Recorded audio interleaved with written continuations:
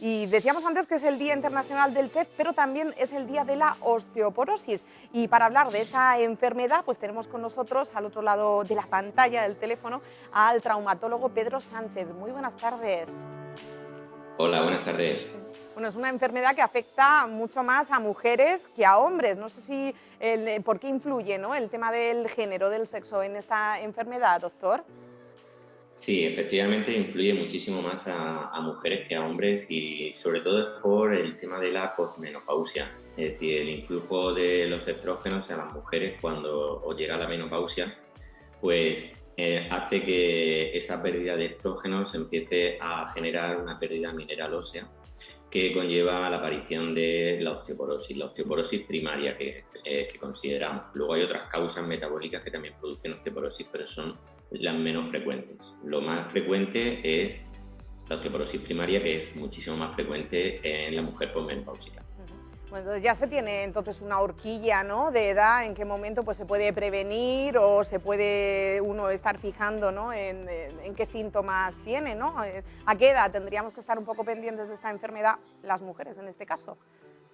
Sí, sobre todo las mujeres cuando empieza a haber una pérdida de la ovulación normal, cuando empieza a aparecer los síntomas premenopáusicos, por así decirlo, es cuando estaría indicado el empezar a hacer controles, empezar a hacer densitometrías, que es la prueba gold estándar para detectar la enfermedad, porque la enfermedad o esta situación, por así decirlo, ya que la osteoporosis no duele ni hay ningún signo que nos dé de alarma para poder decir que alguien está padeciendo, por así decirlo, esta pérdida mineral ósea.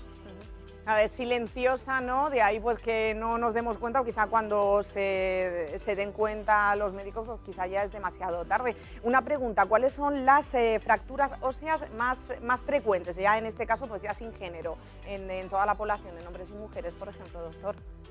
Sí, las fracturas osteoporóticas son básicamente tres. La más frecuente es la fractura vertebral, que es lo que va produciendo que poco a poco las personas mayores, que también la osteoporosis afecta a mayores de 70 años por igual, tanto hombres como mujeres, y es esa patología que hace que vayamos disminuyendo poco a poco de tamaño, también por esas fracturas que van produciendo acuñamientos vertebrales y van produciendo disminución de la talla, por así decirlo. Luego, en segundo lugar, estaría la fractura de cadera, que hay una gran incidencia de fracturas de cadera hoy en día. Y la tercera en frecuencia es la fractura de muñeca. La fractura de muñeca que yo, por mi especialidad, que es la cirugía de la mano, he operado y opero todavía muchísimas fracturas de este tipo.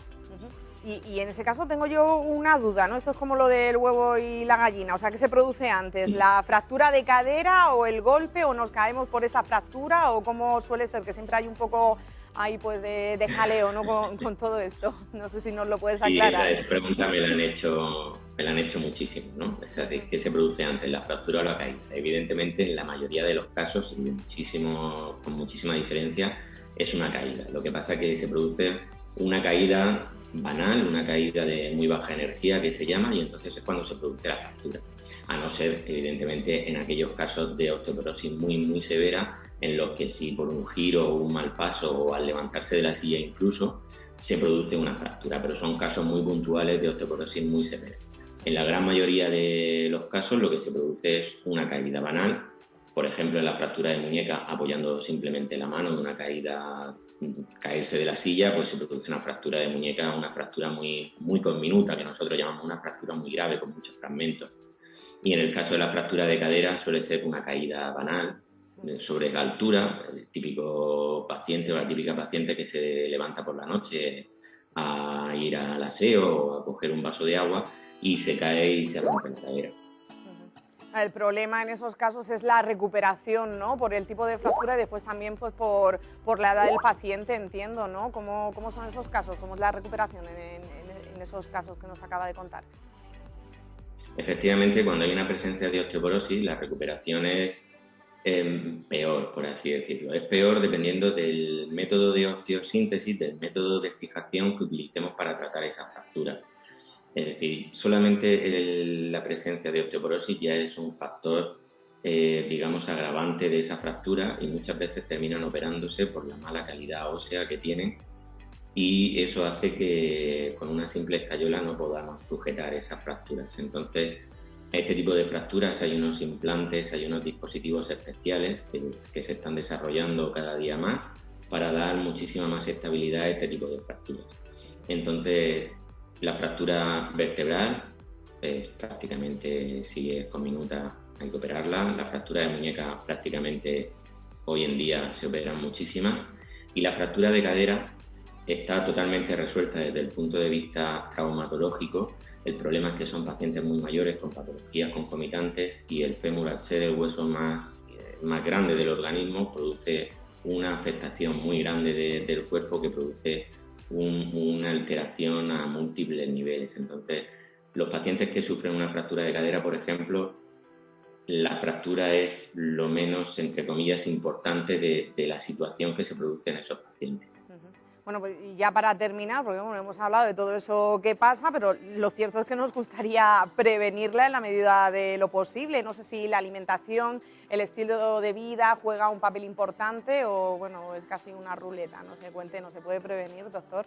No, es un papel fundamental. Sí que es verdad que las mujeres estáis predispuestas a tener la menopausia y eso es un factor de riesgo muy importante a padecerlo, pero se puede prevenir, evidentemente. Se puede prevenir con una alimentación rica en calcio, una alimentación rica en proteínas y con un estilo de vida activo, es decir, el ejercicio físico moderado. Los médicos lo recomendamos prácticamente para todo, pero es que es así, es que hace que aumente la masa mineral ósea, aumente el trofismo muscular, el tono muscular, mejore el metabolismo, etcétera, etcétera.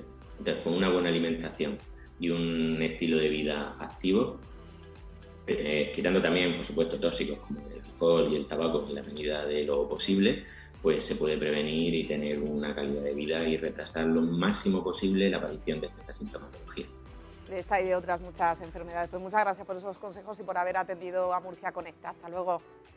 Ha sido un placer. Hasta luego.